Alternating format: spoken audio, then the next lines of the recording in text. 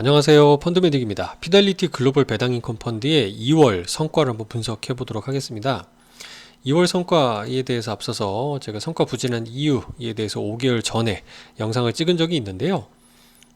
그때 당시보다도 한 10월, 11월 방송 찍었던 당시보다도 더 큰 폭으로 자금 좀 감소하고 있는 부분이 좀 부정적입니다. 거의 한 500억 가량 좀 감소하는 모습을 좀 볼 수가 있고요. 그만큼 조금 펀드 성과에 대해 실망하는 부분도 있지만 운용하는 부분에 있어서 어떤 특징 때문인지 계속 점검을 해볼 필요는 있다라는 생각은 들어요. 일단 투자 목표상에는 이제 장기적 자본 성장과 인컴 추구라고 되어 있는데, 일단 70% 정도를 글로벌 인컴 배당 주식에 투자한다라고 되어 있고 50%는 ESG 관련된 기업에 투자한다라고 되어 있습니다. 참조 지수도 이제 ESG 특성을 반영하지 않는 MSCI 올 컨트리 월드 인덱스 지수라고 이제 표현을 하고 있죠. 이거 이제 배당주 인덱스를 추종하는 게 아니고 참조하는 게 아니고 이제 전 세계 주식 지수를 추종한다, 참조한다라고 보시면 되겠습니다. 요약상의 이번 달의 특징은 일부 우량한 경기 민감 종목에도 투자한다라는 것을 여기다 굳이 밝혀놓고는 있어요. 배당주에만 투자하면 이렇게 시장과 소외되는 경우들이 필연적으로 발생하는 거죠. 배당주가 항상 좋을 수는 없는 특성이 있습니다. 배당률이 높다는 얘기는 그만큼 성장을 유보하는 걸 수도 있기 때문에 그렇죠. 성장에 투자해야 될 돈을 배당을 줘버리는 것은 꼭 좋은 전략이 아니기 때문일 겁니다. 그래서 일부 이 펀드의 전략은 일정 부분은 경기 우량 종목과 섞어서 투자하지만 이렇게 대놓고 경기 민감장이 왔을 때, 예를 들어 이 기술 기업하고 경기 민감장 같은 최근 한 1, 2년 상황으로 보면은 성과 차이가 벌어질 수밖에 없는 힘든 상황인 거죠.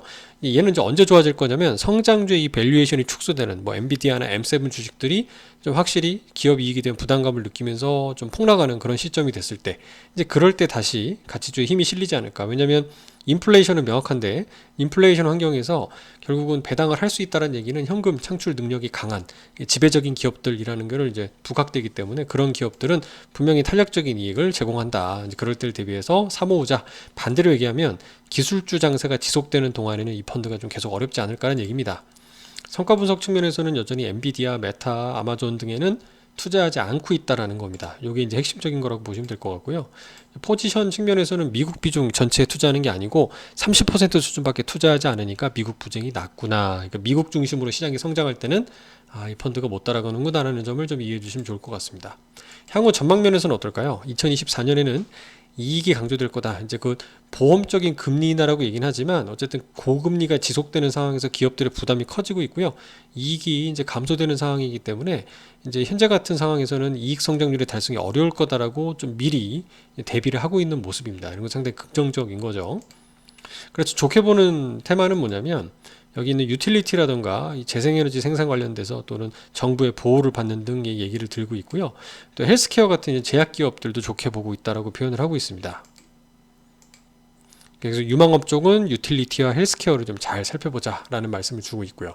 그러니까 돈이 빠지는 상황에서 이렇게 펀드를 운용하는 건 상당히 어려운 거는 사실일 겁니다. 근데 이 펀드는 국내에서 운용하는 건 아니고 이 오랜 시간 좋은 성과로 검증을 받았던 매니저가 이제 해외에서 운용하고 있는 그런 펀드에 투자하는 재간접 구조의 상품인데요.